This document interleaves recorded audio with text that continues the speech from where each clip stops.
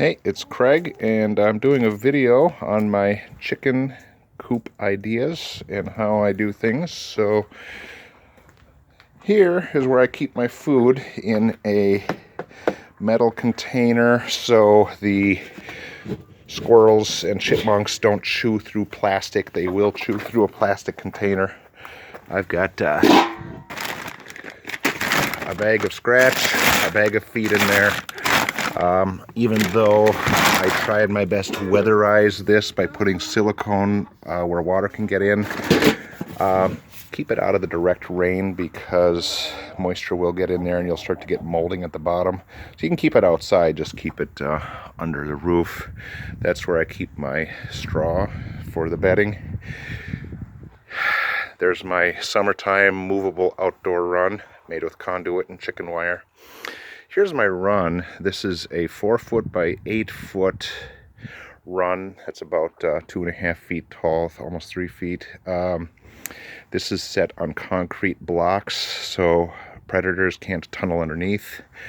I just use this this kind of wire here for keeping rabbits out of your garden. It's not really chicken wire. Weasels could get through there. We don't have weasels here. We pretty much have raccoons, possums, foxes, coyotes, and hawks. The coop is being de-winterized right now. I just took the plastic sheet off of this portion because if I don't have a sheet of plastic over this, snow will get in here, snow will get on the ramp. We'll get some drip off the roof and ice this up with snow in here. They don't even want to come outside. They just stay in the coop all day. So the plastic keeps the run snow free and they'll be out here every single day.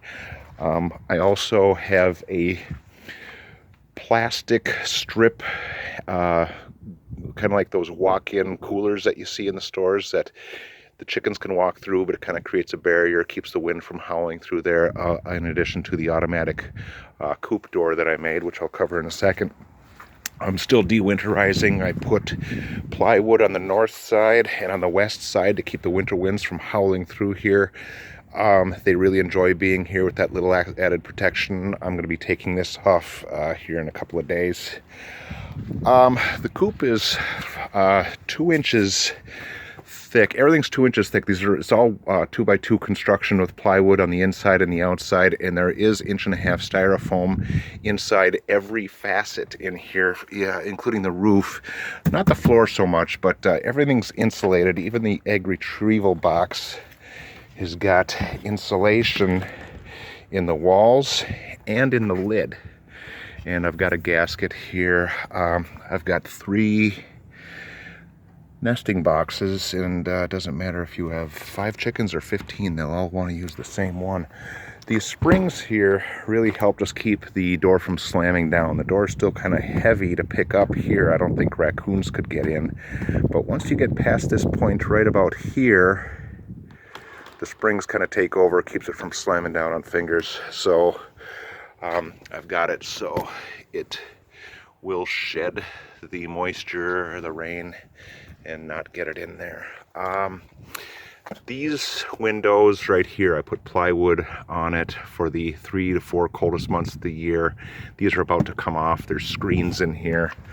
So we will have full ventilation, cross ventilation, in fact, from these windows here and that window there. This window right here, I've got it open now. That flips down and latches. So in the wintertime, everything's kind of sealed off. We still get some ventilation from the door being open. I've never had a moisture problem in here because I don't have a heated waterer in here. I've never had moisture. I've never had frost. I know ventilation's really important with chickens, but with this thing sealed up in the wintertime, and usually when you have that bitter cold, things are very dry.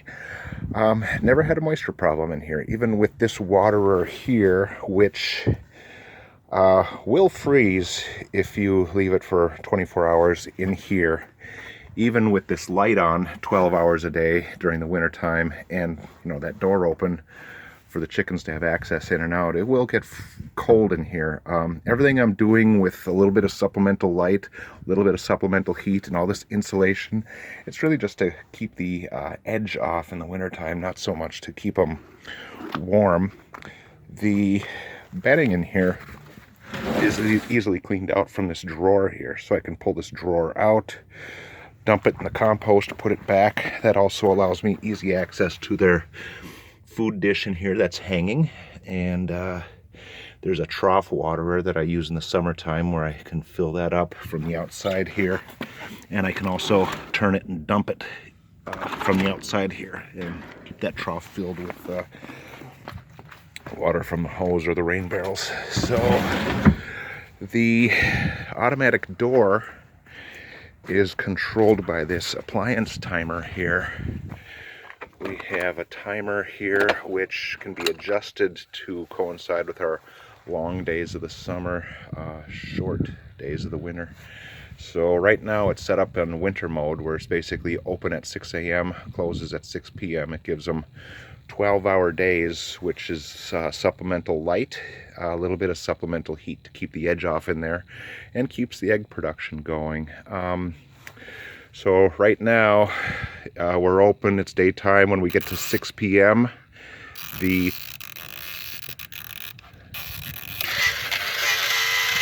relay clicks, dual pole, dual throw relay with a 12-volt transformer and a DC gear motor with limit switches. So the relay energizes the motor, turns to close the door until the limit switch is hit.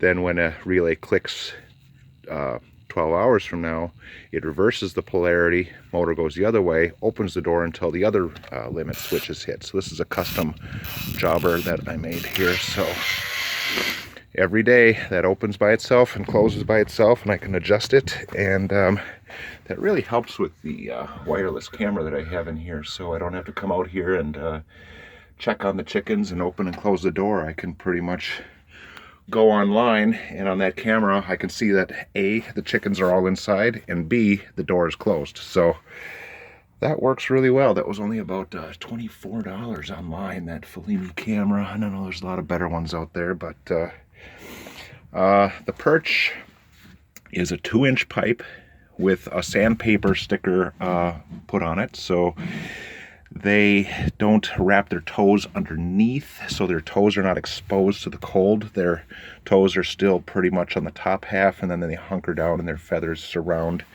their toes so they can stay warm. They don't get cold toes by sleeping in here at night.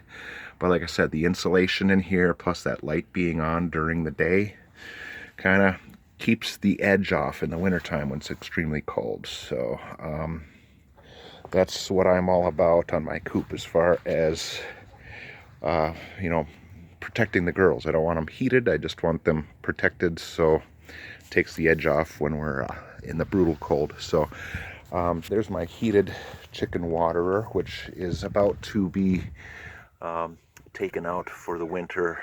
There's a 60-watt bulb in there that keeps the trough heated up and the reservoir heated up. But when we do get cold snaps here with some crosswinds, that will freeze in that trough. So I will put this bucket here over it to help contain that heat, block that crosswind, and still allow them access into that trough. So that's about to be dismantled and this taken out of here. So there's my coop and my happy girls, giving me lots of eggs all winter. Are you happy, Mama Hen? Yes, you are. Thanks for watching. Give me a like.